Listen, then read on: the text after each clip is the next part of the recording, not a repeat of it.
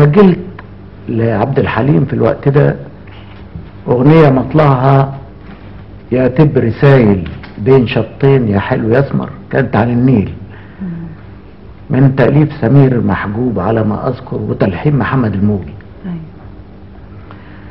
كنا بنقدم للجنة كل الاصوات الجديدة مسجلة اما على اشرطة يا اسطوانات. استمعت اللجنة الى هذا الصوت الجديد والى هذا الملحن الجديد. كان الملحن محمد الموجي. أيوة. كان في الوقت نفسه لما يبقى ملحن جديد يسجل لمطرب جديد فاحنا بنخلي اللجنة تحكم على الاثنين. أيوة. اللجنة استمعت الى هذا الصوت الجميل وبالإلماع قررت انه صوت له شأن وهيكون له مستقبل زاهر في عالم الغناء العربي، وكذلك الملحن على اساس انه له طريقة فريدة في التلحين ما بيقلدش غيره، ولا عبد الحليم كان بيقلد غيره. خرجنا من اللجنة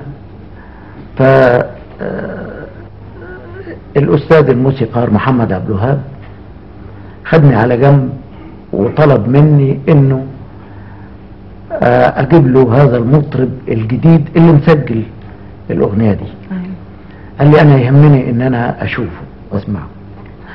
لاحظت من كلام الاستاذ محمد عبد الوهاب انه بيركز قوي عليه على اساس انه صوت لسه يمكن ما فيش زيه في اللي موجودين حاليا.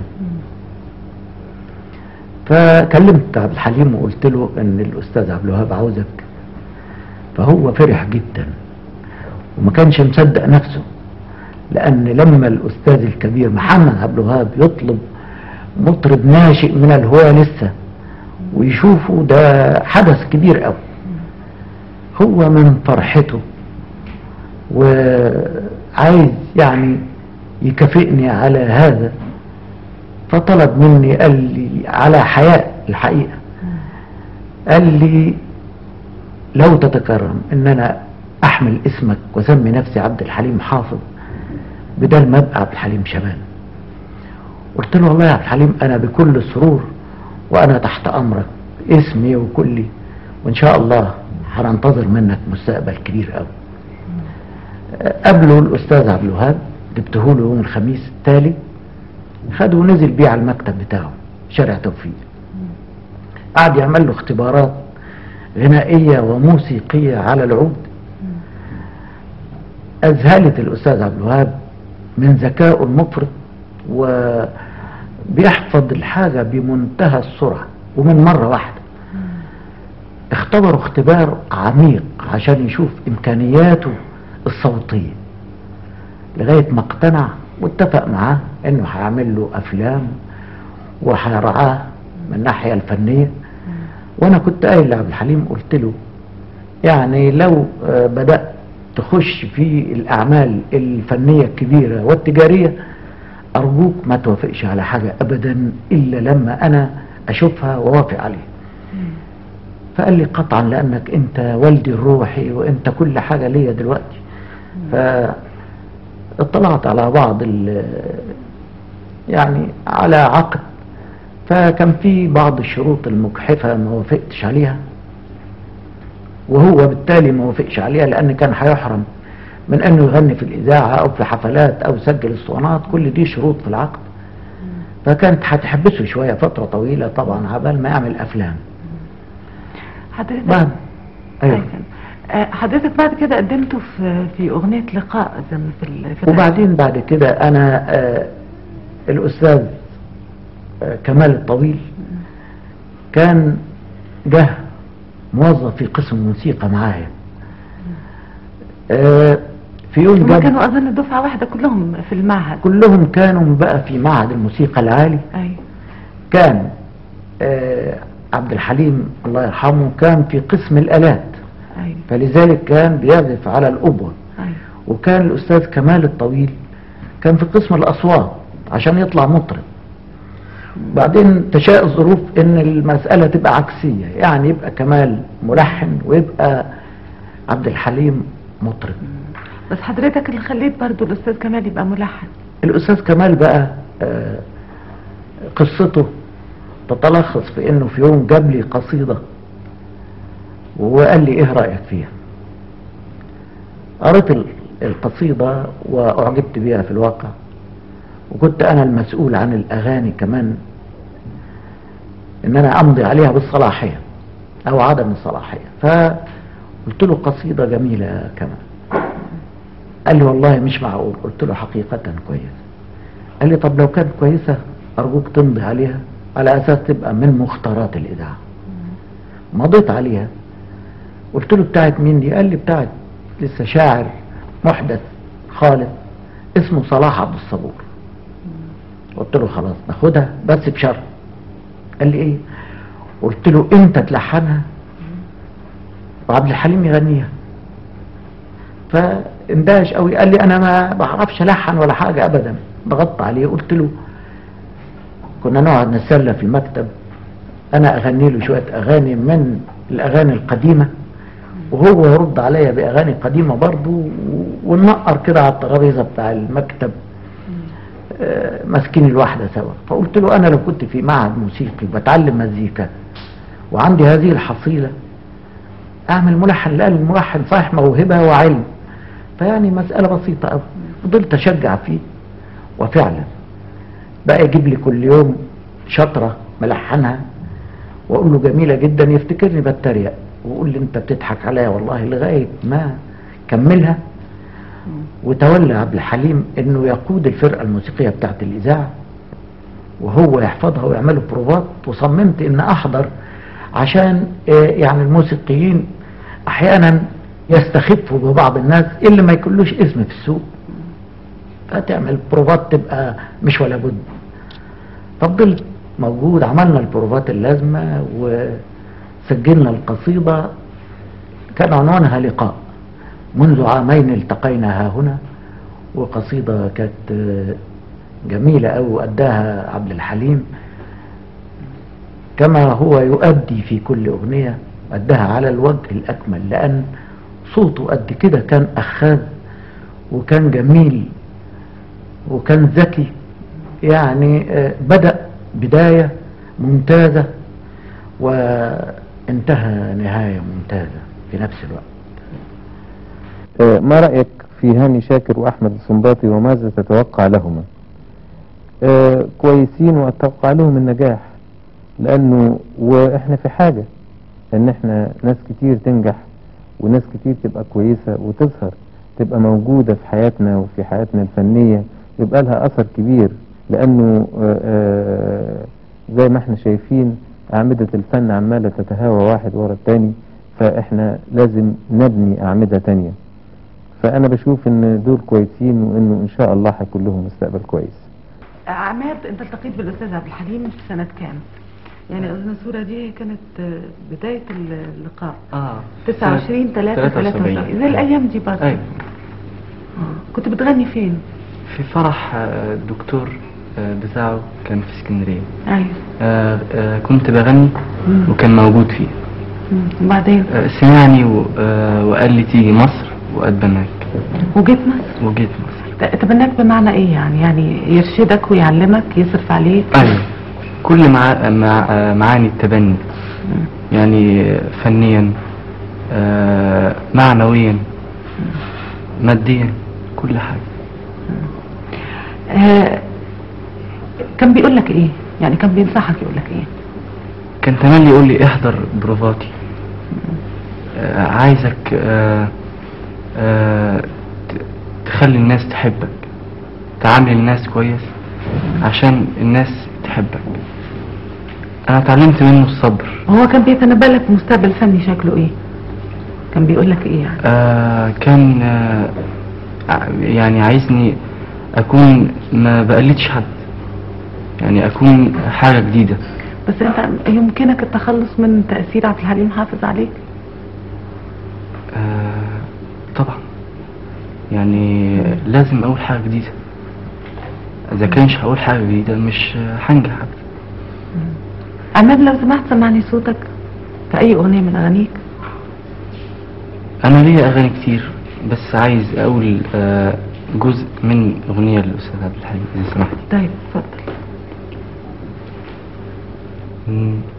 أنا كنت هوى وحبيبه، روحي وقلبي حواليه، إن كانت دمعي جيبه كنت أبكي العمر عليه. أنا كنت هواه وحبيبه، روحي وقلبي حواليه، إن كانت دمعي جيبه كنت أبكي العمر عليه. ايه اللي اداه صوت عبد الحليم حافظ بالنسبة للأغنية المصرية؟ هو ادى ألفة، ادى مصاحبة، ادى عراقة، ادى بساطة، ادى احترام للزمن. يعني ما فضلش يقول ويقول ويقول ويقول. 10 دقايق بتسعدني، بتشجيني، بتواسيني، بتحمسني. هنا التركيز مع احترام النغم جدا والموسيقى. هو كان صوته، انا بقارنه دايما بفيروز. اذا كان فيروز الصوت الانثوي، فهو الصوت الشاب دائما من اول لما سمعته من 25 سنة وهو قاعد على كنبة اسطنبولي. يمكن كان لسه المادة ما زحفتش اليه، لسه تواضع الولد الريفي اللي جاي مع احلام وشموخ جوه نفسه وبساطة وتايه. مصر في الوقت ده، القاهرة اعني، كانت حوالي 5 مليون، مش زي دلوقتي 9. وقاعد وفي صحبة من صحفيين قاعدين وبياكلوا. كنا معزومين عند سكرتير تحرير، ومعايا كان جليل بندري الله يرحمه وأنيس منصور وعديد. الكلام ده كان نهاية 51 أول 25 أول 52. واحنا قاعدين، هو ما رضاش يجي ياكل، ما نعرفوش، قاعد وما اعرفش ازاي ذكائه. وهنا انا عاوز اتكلم على ذكاء عبد الحليم وحط خطين بل مربع احمر حوالين اسم حليم مع الذكاء. الموهبة لوحدها قد تطل الطريق، الحظ يجي ويروح، لكن بذكاء عبد الحليم ابقاه صاحبه وخدوا المشوار الى قمة ما حلم به. واستنى وقعد يغني ويغني، واحنا عمالين نتكلم في حاجات تانية، سياسة وادب وفكر واتفضل كل ده، لا ما تاكلش ده، لغاية اما كلنا صمتنا من غير ما حد يقول لنا اقعدوا ساكتين. كان عمال يغني حاجات لمحمد عبد الوهاب دون ان حد يقول له غني. هنا حتة ذكاء، شايف ان هو في صحبة صحفيين يجوز واحد منهم قد يشبك مع فنه، فالسجادة السحرية تجيله. وده فعلا حصل. قلت له انت مين، اسمك ايه، ما تفوت عليا. وابتديت انشغل مع تاني. خدت بعض وانيس ورايحين اخبار اليوم. قال ممكن اجي معاكم. كان الساعة 6 في الوقت ده، بعد دردشة طويلة وشاي. ركب طلع فوق، داخلين احنا عند كامل الشناوي، فلان الفلاني. بدأ مشواره في المعرفة مع قمم الصحافة في الوقت ده. قلت له عبد الحليم ما تيجي تتصور. قال لي دلوقتي؟ لا بكرة. من هنا تمهل بالعقل بالاتزان بعدم الاندفاع، وجي بكرة لقيته مغير الجاكيت بس ولابس لابيون زي محمد عبد الوهاب في الوقت ده، وبدأ ياخد عمر اكتر من عمره وايد تتحط كده. قلت له سيبك من البوزة. قال لي لا انا طبيعتي كده. كان في صوته رنة حزن من الاول، ألم معرفش ازاي، لكن في عينيه في بريق. واتاخدت الصورة، وبعد يومين كتبت، وكان من غير عنوان، يكاد يكون وليد، حتى قد كده ما تزيدش عن 12 سطر. امس سمعت صوت دافئ فيه حنان اسمه عبد الحليم. هقول اسمه تاني اسمه عبد الحليم، بالقطع دائرة الضوء هتيجي حوالين صاحبه وستبقى طالما أن الغرور سوف لا يمتس به. وعمر ما عبد الحليم كان مغرور، بالعكس في ثقة قوية جدا. دي يمكن اللمحة الشخصية اللي عنده اللي لابسة التوب بتاع البساطة. بنرجع ونسيب الحتة دي وباجي أشوف عبد الحليم وصل إزاي. هل بفنه بس؟ فنه، لكن في حاجة تانية، في حتة الذكاء بتصاحبه إنه يقعد مع كبار. قعد زي ما عبد الوهاب قعد مع أحمد شوقي وكبار عقول عصره، وحتى العصور أو الأجيال اللي بتيجي بعد كده. عبد الحليم قعد مع عبد الوهاب، وقعد مع صحفيين كبار، وقعد مع مفكرين كبار، وقعد مع قمم أراد أن يصل إليهم ووصل فعلا. قعد على الترعة وقعد على كراسي ذاهبة. بس حضرتك في رأيك قاعد معاهم ليه؟ حياته، فقره، مرضه، جهل القرية المصرية اللي كان في الوقت ده ما تمتلوش كل العلم. يمكن هو خد نفسه وصاحب النغم في معهد الموسيقى، ومع ذلك كان يحترم الكتاب. مرة بعد ما كتبت عن طه حسين وتوفيق الحكيم قال لي نفسي، قلت له نفسك ايه؟ قال لي كتاب. قلت له ليه؟ طب ما انت صيتك مال الدنيا، فنك عايش باستمرار بين القلوب والامل قال لي لا كتاب.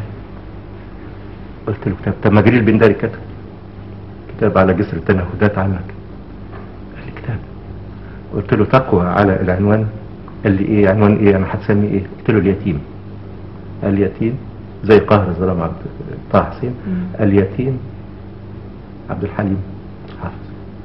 قال لي أوي يعني يتيم فقير جه وغزا المدينة وغزا قلوب الجماهير، ومن هنا لا ندهش إذا كان كل هذا الجمع يذكر ودائما سيذكر ودائما ستحلق الأغنية المصرية وعبد الحليم حافظ.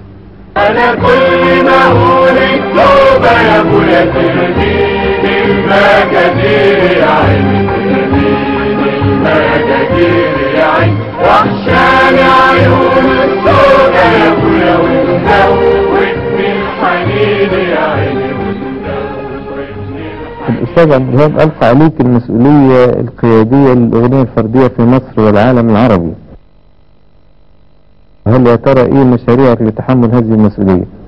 الأستاذ عبد الوهاب كان مجامل جدا جدا، وكان ظريف جدا جدا جدا، وكان عطوف جدا جدا لما حملني هذه المسؤولية. أنا أعتقد أنه لا يستطيع أحد أن يحمل المسؤولية بعد عبد الوهاب وبعد أم كلثوم بهذه البساطة، لأن دول ناس معجزات لا تتكرر. أستاذ سمير، يعني بداية عبد الحليم حافظ ومعرفة الجمهور بيه كانت مرتبطة يمكن بمجموعة من الأغنيات كده المعروفة يعني في بداية حياته الفنية، زي صفيني مرة وظالم حلو يا تقولي بكرة. كانت كل دي تأليفك؟ ايوه. يعني انت عرفت ازاي بأستاذ عبد الحليم في الفترة دي؟ عرفته في المعهد في بروفة. انت كنت تألف في المعهد؟ لا، كنت مؤلف، وباجي كل تقريبا الفنانين كلها كانوا بيجوا في المعهد. عرفته هناك وعرف ان انا راجل مؤلف، وبقينا اصحاب. وقلت له في لنا زميل ملحن وبرضه كان صغير، فقال مفيش مانع نتعاون ويا ريت. وكانت فيه الحماس انه عاوز يعمل حاجه، ويعني مفيش فيه الخمول، في طاقه عاوزه تنفجر يعني. فده محمد شافه واتعرفنا بس ببعض. هي كلمات الاغاني نفسها كانت جديده قوي بالنسبه الفتره دي. ايوه والله يعني بيقولوا لي كده، انا ما يعني مش عاوز اقول ان انا عملت كلام في الوقت اللي كانت فيه المغنى فيها هز الدماغ والعينين والحواجب والحاجات دي. عبد الحليم قدمناه في لون كان بيبعد عن ده، اللون الهادي والغنوة اللي ما فيهاش العنف في الحركات ولا العصبية ولا التشنج ولا حاجة ابدا. اتقدمت نفس الاغاني دي اول مره ما قدمتوها اظن في اسكندريه يا استاذ سمير. ايوه مش كده؟ وما نقول ما لقيتش نجاح من الجمهور. ايوه مش بالظبط احنا 53 ما كنت لقيناش موجود في تلاحم. نفس الحفلة دي؟ موجود طبعا في الفترة دي. وكان يعني للظروف الراجل المتعهد بتاع الحفلات دي لما لقينا ان مفيش الجمهور بيقبل ان احنا نشتغل ويقبل اللون بتاعنا، فقلنا له نمشي. وكان في الفترة دي بقى احنا قاعدين طبعا في اسكندرية ومقدرين وحاجة زي كده، وقاعدين بنشتغل، وبعدين انا ومحمد وعبد الحليم. فقال الراجل انتوا زعلانين من ايه؟ انا صاحب الفرقة ولازم تغنوا. طب يا سيدي الناس مش قبلانا يعني، او الناس مش عارفين احنا ازاي، بس هنغني لهم كده بالقوة. قال طب يمكن انتوا اعصابكم حاجة كده في اسكندرية، شموا الهوا وادي الفلوس وتفسحوا يومين ثلاثة كده لما تروق معنوياتكم وتعالوا وتفضلوا غنوا. فغبنا فعلا يومين وتفسحنا ومش فاهم ايه وجينا ونغني، ما امكنش برضه الجمهور ما استجابش.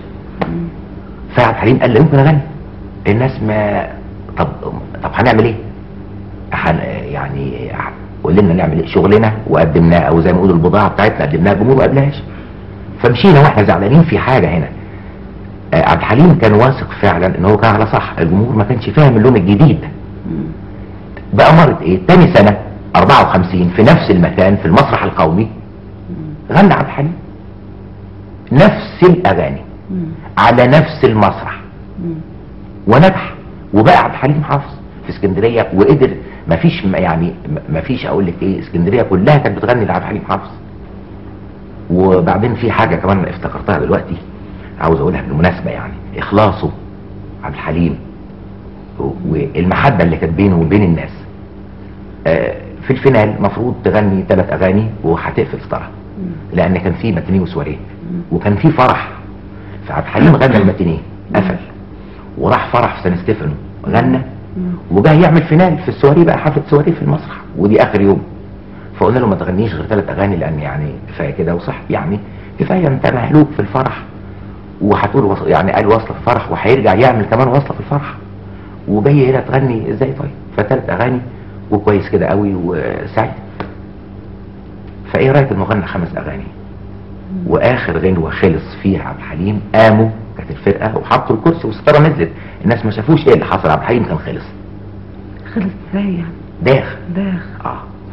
بدأت بقى في الكواليس مع الميكانيست، بشوف تعبان بيديني اشاره اتضايق او شاف حاجه او خلاص كده، الناس بتدي له سوكسيه، هو بيضحك مبسوط، متفقين احنا هنقول 3 اغاني وتقفل ستاره مهما الناس عملت سوكسيه او الى اخره. ففي الفتره دي يعني انا واقف اسمين خطه بنقولها. اما لقى الجمهور بالطريقه دي والناس قال مش ممكن، الناس دي كلها جايه تسمعني، لازم اغني لها. طب تغني لها على حساب صحتك؟ انت قاعد من الصبح عمال بتغني يعني، فازاي؟ انما يعني الحمد لله نجح وقدر انه ازاي يوصل لقلوب الناس. استاذ احمد فؤاد حسن، كانت البدايه مع استاذ عبد الحليم من المعهد لبدايه مشواره الفني كله لنهايته. ايوه فندم. كنت مع بعض في المعهد. في المعهد العالي للموسيقى المسرحيه. بتحلموا طلبة صغيرين مع بعض، بتحلموا بتفكروا تعملوا ايه؟ يعني عايزة تتكلم شوية عن الاشياء اللي كنتوا بتحلموا بيها في الفترة دي. اول لقاء مع المرحوم عبد الحليم كان على سلم المعهد العالي للموسيقى المسرحية، وكنا مع اخوه الاستاذ اسماعيل شبانة، طلبة واقفين، فقال لنا انا عايز اوريكم مفاجأة. قلنا له ايه المفاجأة يا اسماعيل؟ قال لنا هتشوفوا دلوقتي وهتسمعوا. جاب لنا شاب نحيل قسماته محببة تحبيه من اول نظرة، وقال لنا ده اخويا. طيب يا سيدي. بعدين قال لنا اصعب آلة ايه؟ اصعب آلة نفخ ايه؟ احنا بندرس موسيقى، كنا في معهد الموسيقى العربية قبل كده وخلصنا والتحقنا بمعهد العالي للموسيقى المسرحية. قلنا له الأوبوة. قال طب اسمعوا عبد الحليم دلوقتي بيلعب أوبوة. الأوبوة دي آلة تحتاج لصدر، تحتاج لنفس، تحتاج لصحة، لأن كل آلات النفخ تلعب الشفة وفي القود الشفة، ما عدا هذه الآلة عايزة صدر، عايزة نفس. طلع عبد الحليم الآلة ولعب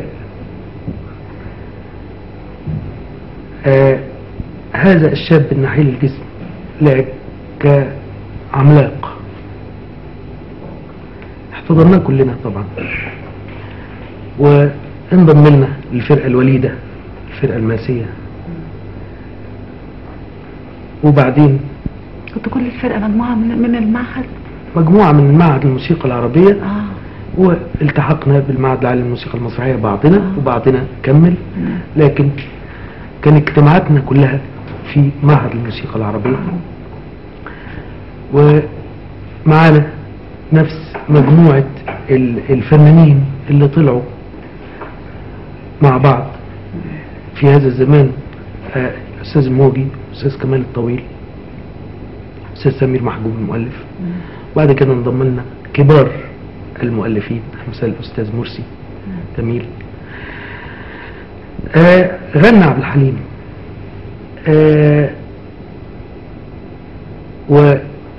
والعجيب انه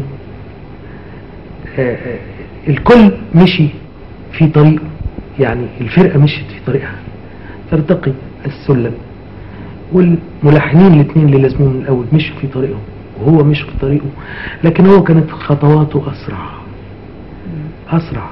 هو مطرب واصبح نجم سينما ونجم اسطوانات ونجم اذاعة، لكن الوفاء كان ديدنه، وكان متمسك بهذه المجموعة. يعني في الاول خالص لما يجي يعمل اسطوانات لشركة اسطوانات كبيرة، فهم خايفين على فلوسهم اللي هيدفعوها لعبد الحليم، وعلى عبد الحليم لسه يقولوا له هنعمل لك بالفرقة اللي موجودة دلوقتي، الفرقة الكبيرة اللي موجودة اللي بتسجل مع كبار المطربين. يقول لهم العقد، ودي حدثت، العقد شيء والفرقة اللي معايا شيء، سجل معايا الفرقة بتاعتي اللي طلع معايا، وده فعلا حصل. فمسك في ايدنا، وده اللي خلانا تمسكنا فيه وكنا كالبناء الواحد. صوته ايه بالنسبة للأغنية يا أستاذ فؤاد؟ رأيك؟ عبد الحليم صوته بعد باختصار شديد عن التأثر بطابع الأداء التركي اللي توارثناه عن الأتراك. ادانا مصرية صميمة في أداء بسيط، وتأثيره سريع وفعال. وبعدين دراسة عبد الحليم للموسيقى أفادت صوته.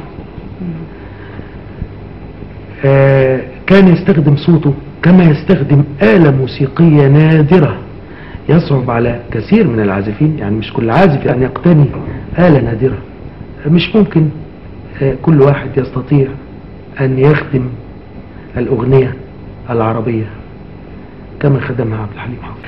يمكن بداية تغيير في الأغنية المصرية، ابتدت الأذان يعني تتفتح على لون جديد من الغناء، يعني الغناء الوطني اللي قدمتوه في فترة من الفترات. هو الحقيقة يعني احنا التقينا عبد الحليم وكمال الطويل وأنا، وكل واحد في نفسه رغبة عايز يحققها.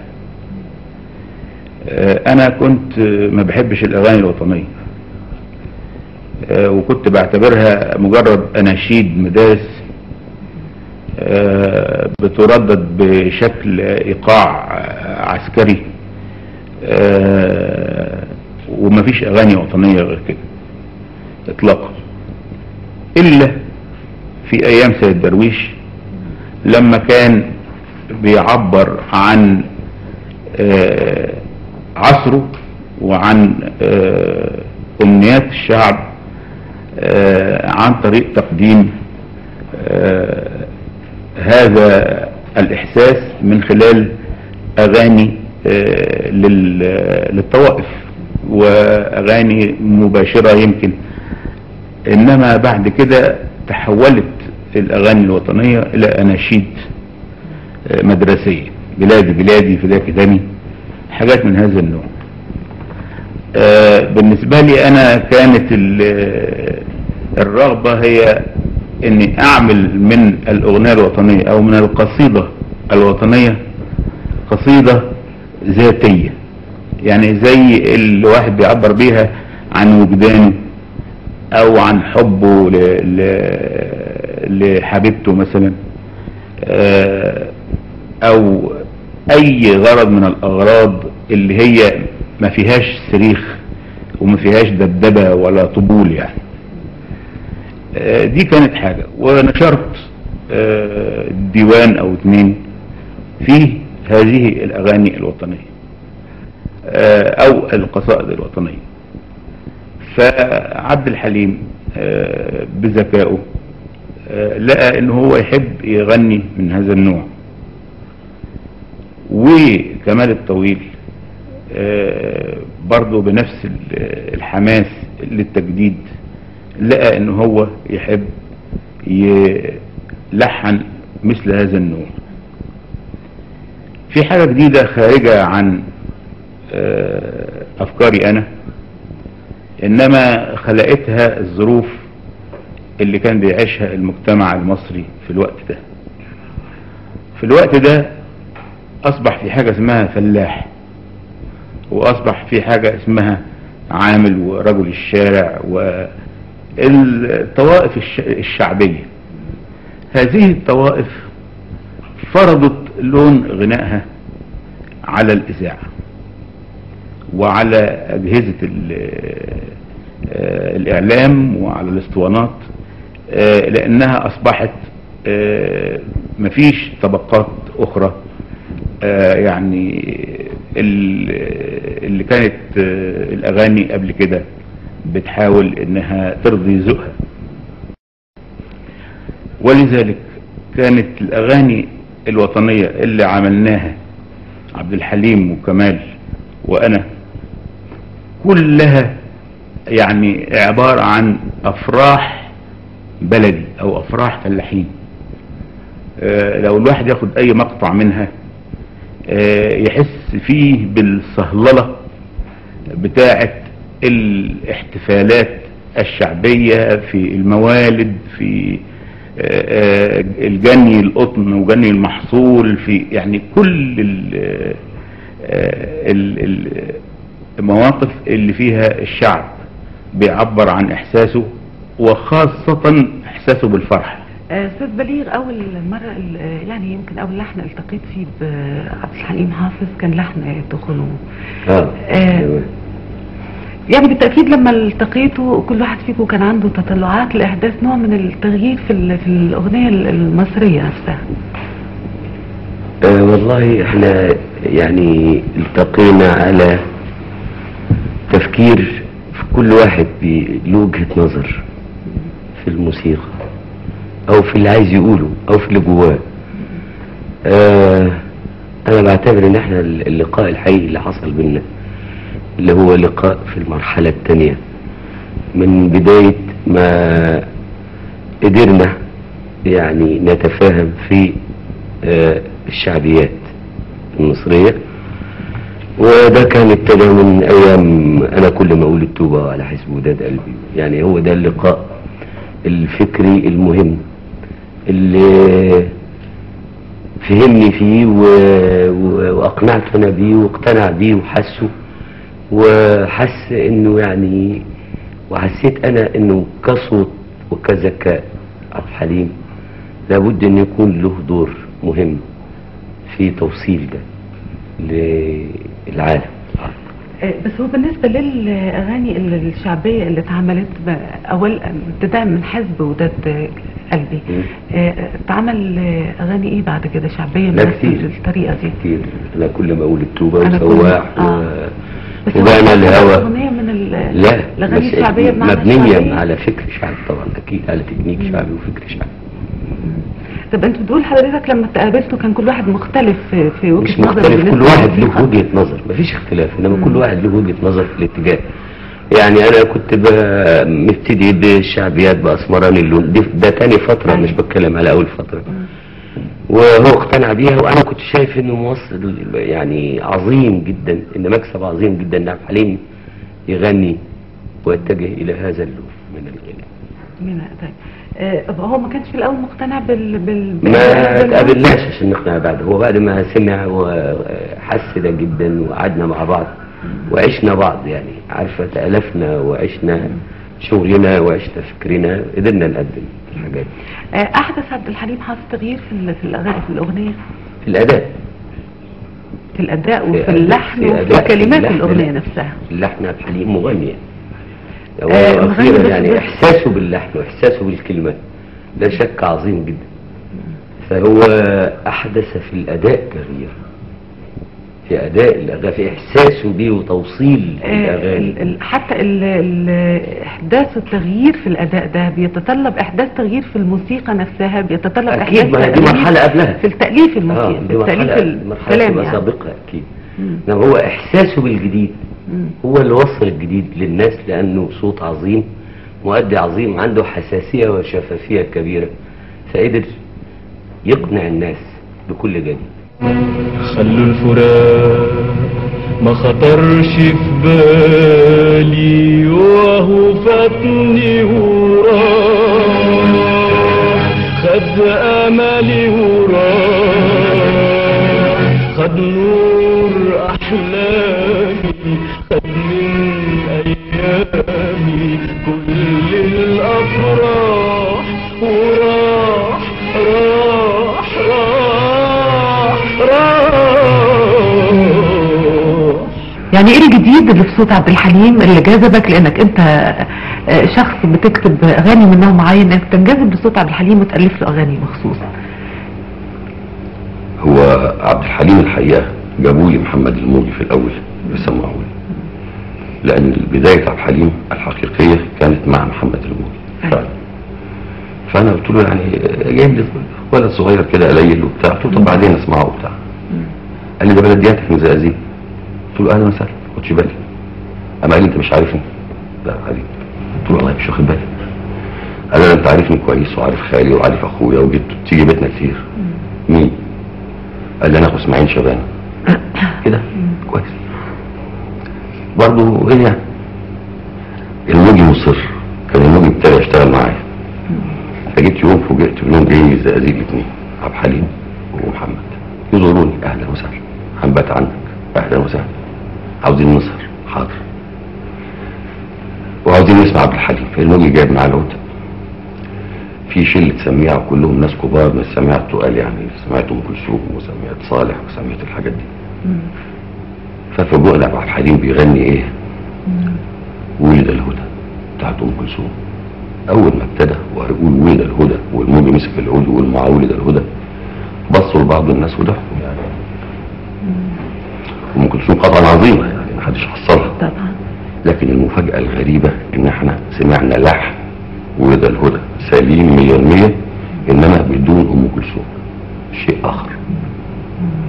الناس طبعا شويه بشويه بشويه على ما جينا في اخر الغنوه فعلا اصيبوا بحاله ذهول، وخصوصا انا ما نمتش ليلتها. قلت له ايه ده يا محمد؟ ده شيء مش معقول. قال لي مش قلت لك؟ طب تكتب له؟ قلت له لا اتمنى.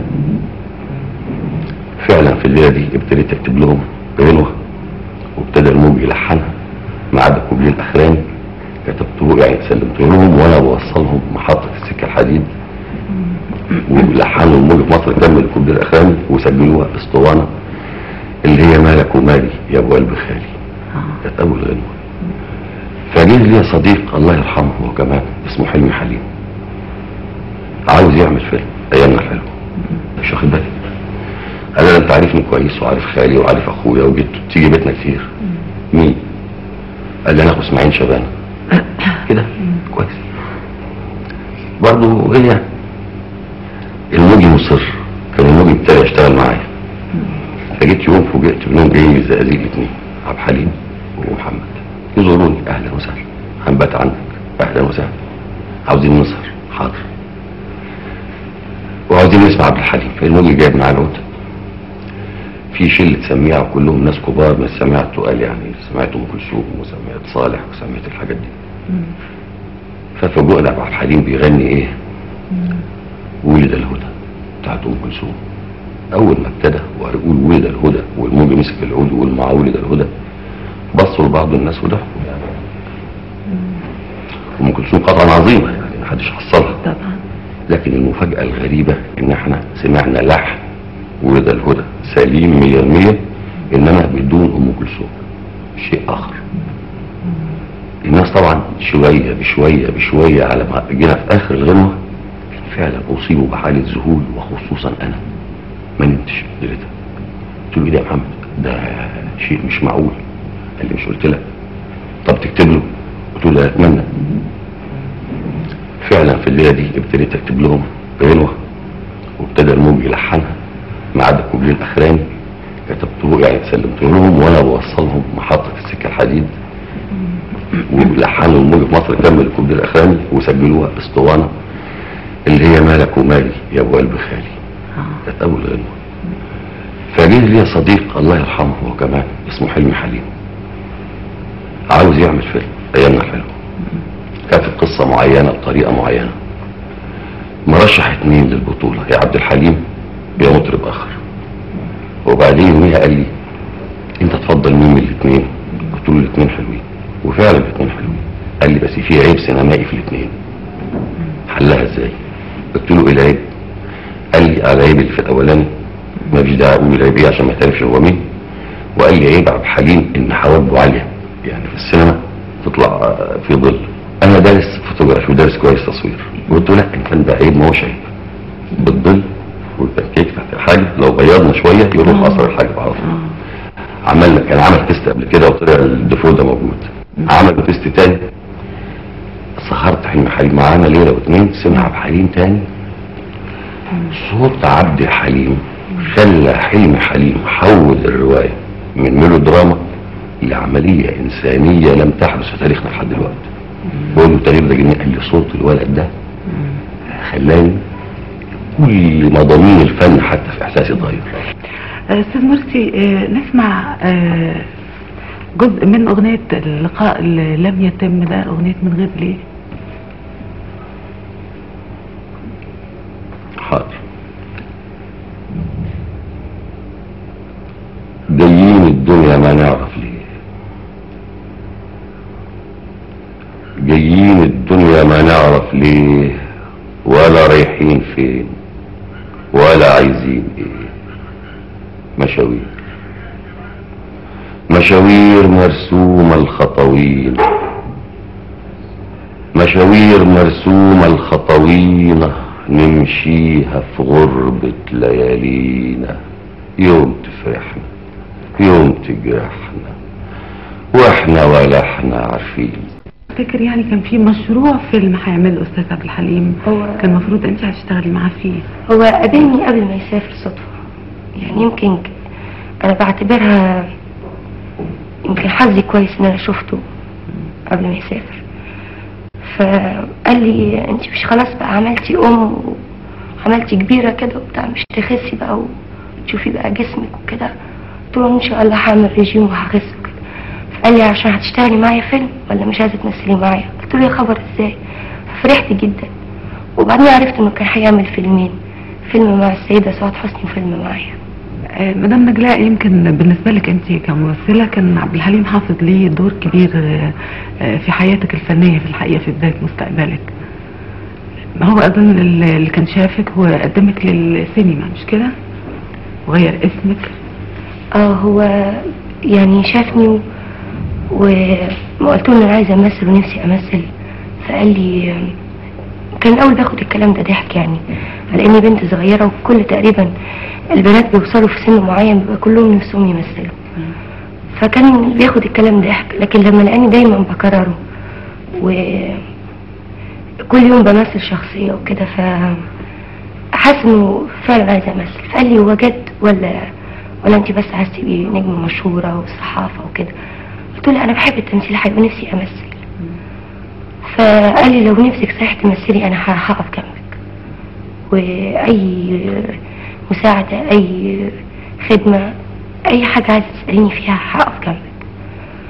فبعد كده قدمني الاستاذ رمسيس، والحقيقه اتعمل لي ريبورتاج في مجله الكواكب، قالوا ان بنت 16 سنه اكتشفها عبد الحليم حافظ، وكنا بندور على اسم ايامها ساعتها.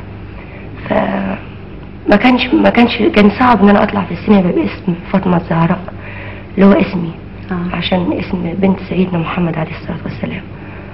فكان لازم نلاقي اسم، فانا كنت بقول شهيرة، نانا، سالي، حاجات كده. فقال لا سيبك من الاسامي دي، عايزين برضو اسم عربي ويبقى حلو. فاختار لي نجلاء. وبعدين اشتغلت واستمريت، وكان دايما بسأله في كل حاجة. يعني حصل ان بعد ما مثلت كام فيلم كده، في ناقد كتب ان انا مجرد شكل لطيف بس او شكل حلو، انما ما فيش لا تمثيل ولا احساس. انت كان بتتفرج على تابلو حلو بس. فانا قعدت اعيط، كنت زعلان قوي. فرحت له قلت له يعني مش دي احلامي في السينما، انا مش بمثل عشان انا حلو. فقال لي شوفي يا نجلاء، اي ناقد او اي صحفي يكتب عنك حاجه ما تزعلكيش، حاجه واحده بس اللي من حقك تزعلك وترفعي قضيه، اي حاجه تمس كرامتك او شرفك. انما بينقدك، شايفك ما بتمثليش، شايفك مش نافعه، شايفك انه من حقه انه ينقدك. انما لو اي حاجه بتمس كرامتك او شرفك دي معلش لازم تزعلي فيها قوي، وانا ساعتها برضه هقف جنبك واعملك اللي انت عايزاه. وانا عايزك تثبتي لهم بقى العكس، تمثلي وتوري لهم ازاي انك بتعرفي تمثلي وتحبي التمثيل. وبعدين سنة 73 عملت معاه مسلسل في إذاعة الشرق الأوسط، أرجوك لا تفهمني بسرعة. فرحت أول ما أنا بشتغل معاه، يعني لقيته حاجة تانية خالص. بيحب شغله قوي، بيجي في مواعيده مش زي ما كانوا بيكتبوا أو أنا كنت متخيلة إنه مشغول قوي، لكن كان بيجي في مواعيده. كنت يعني وأنا بمثل ببقى مبهورة وسعيدة مع عبد الحليم حافظ. كان بيصلح لي كل جملة بقولها. مستوى التمثيل في الإذاعة يختلف كلية عن مستوى التمثيل في السينما، لأنه مستوى التمثيل في الإذاعة أنت غير مرئي. في السينما الواحد بيبقى شايف الممثل وشايف هو لابس إيه وبيتحرك إزاي وبيتصرف إزاي، لكن في الإذاعة الممثل في الإذاعة لازم يخليه يحس بكل الحاجات دي من غير ما يشوفها، فتمثيل الإذاعة أصعب. مدام وردة، أستاذ عبد الحليم يمكن هو اللي خلاكي تيجي القاهرة تاني مرة. هو اللي شجعني. يعني كان المفروض أجي في حفلة مع الأستاذ وجدي الحكيم، إنما هو شجعني قوي، لأني عارفة بعد 10 سنين رجوع وقد كده قال لي كلام رقيق، وحشتي مش وحشتيني أنا، وحشتي مصر، وسبتي مكانك فاضي وحاجات من دي مش عايزة افتكرها دلوقتي. ماشي.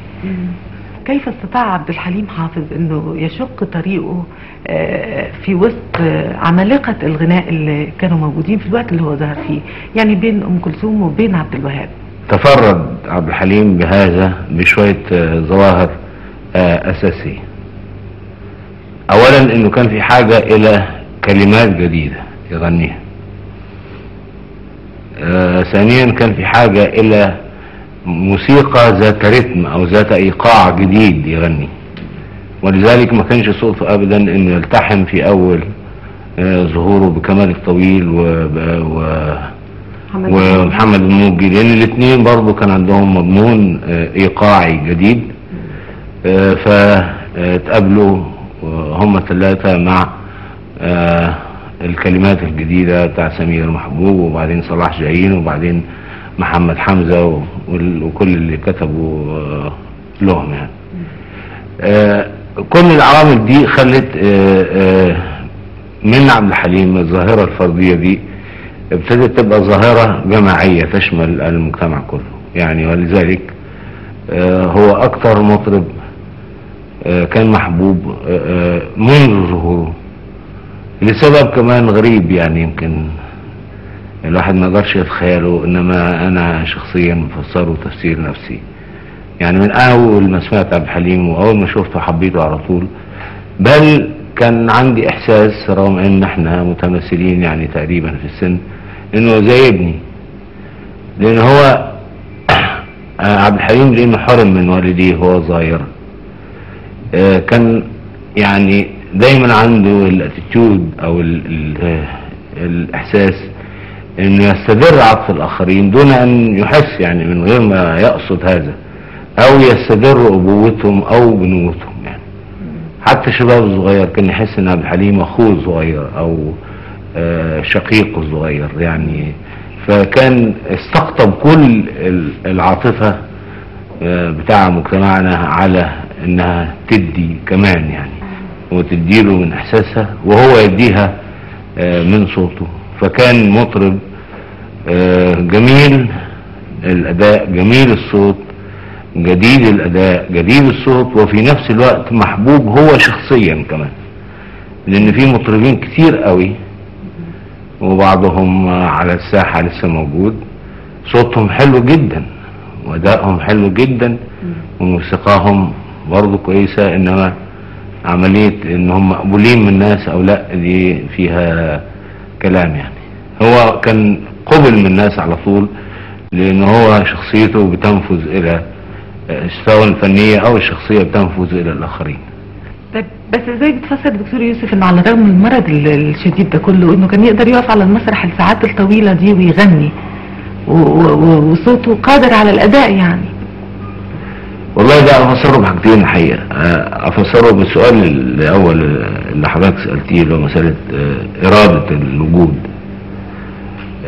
انا مؤمن بالارادة ايمان كبير جدا، وفعلا الانسان لما بيركز ارادته في حاجة بيصل، بس على شرط ان يصل الى اقصى درجات التركيز. وعبد الحليم اعتقد انه من اول معي ابتدى يقاوم المرض، يعني عمليات بحثه المستمرة عن العلاج وعمليات سفره وعمليات تحمله لكل الام البنج والمناظير والتحاليل والحاجات دي هي نوع من المقاومة. بس انا بعتقد انه جسمه في الاخر ابتدى يعني وكأنما يموت شيئا فشيئا، انما مقاومته كلها كان بيستجمعها في حنجرته. يعني الحاجة الغريبة انه صوته في اغانيه الاخيرة مثلا زي اغنية قارئة الفنجان يمكن اجمل وانضج من كتير جدا من اغانيه اللي عملها وهو يصحى احسن من كده، لان كان هو مستجمع كل طاقته على المقاومة في حنجرته ومصمم انها تكون اخر ما يستسلم من جسمه. ولذلك يعني تقريبا هو مات وهو يغني، لانه كان حنجرته لسه موجودة بس جسمه مش قادر يشيل هذه الحنجرة الذهبية. فعشان كده انا بعتقد انه عبد الحليم فوق انه بيمثل انه يعني مطرب كويس وجديد ونادر، بيمثل مثل اخر، ده بقى مثل تختص به مصر جدا، اللي هو البطولة النادرة او المقاومة، القدرة على المقاومة، سواء مقاومة الاستعمار او مقاومة الفقر او مقاومة المرض. ودي بيمثلها عبد الحليم بطريقة غريبة جدا، لانه هو كان مفروض حقيقة، وانا اعرف حالات كثيرة قوي من اللي عيوا بالمرض بتاع عبد الحليم ده ما عاشوش بعده اكتر من 5-6 سنين. بحياتك يا ولد امرأة عيناها سبحان المعبود، بحياتك يا ولد امرأة عيناها سبحان المعبود، بحياتك يا ولد امرأة عيناها سبحان المعبود، فمها مرسوم كالعنقود، ضحكتها أنغام الورود، فمها مرسوم كالعنقود، ضحكتها أنغام الورود، والشعر الغجري المجنون يسافر في كل الدنيا، قد تعد امرأة يا ولدي يهواها القلب هي الدنيا.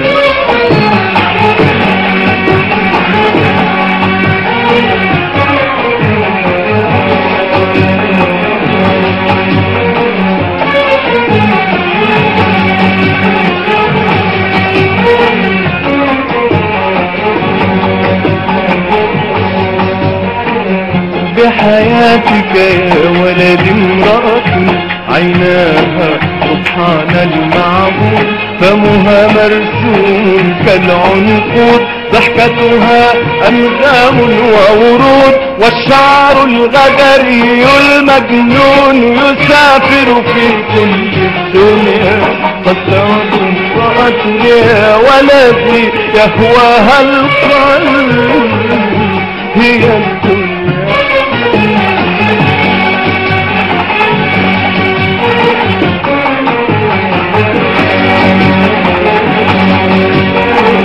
بحياتك يا ولد امرأة عيناها سبحان المعبود فمها مرسوم كالعنقود ضحكتها أنغام وورود والشعر الغدري المجنون يسافر في كل الدنيا قد تعد امرأة يا ولدي أهواها القلب هي الدنيا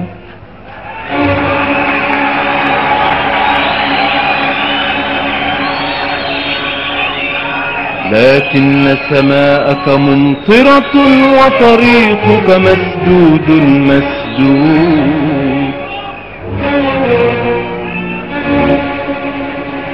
لكن سماءك ممطرة وطريقك مسدود مسدود لكن سماءك ممطرة وطريقك مسدود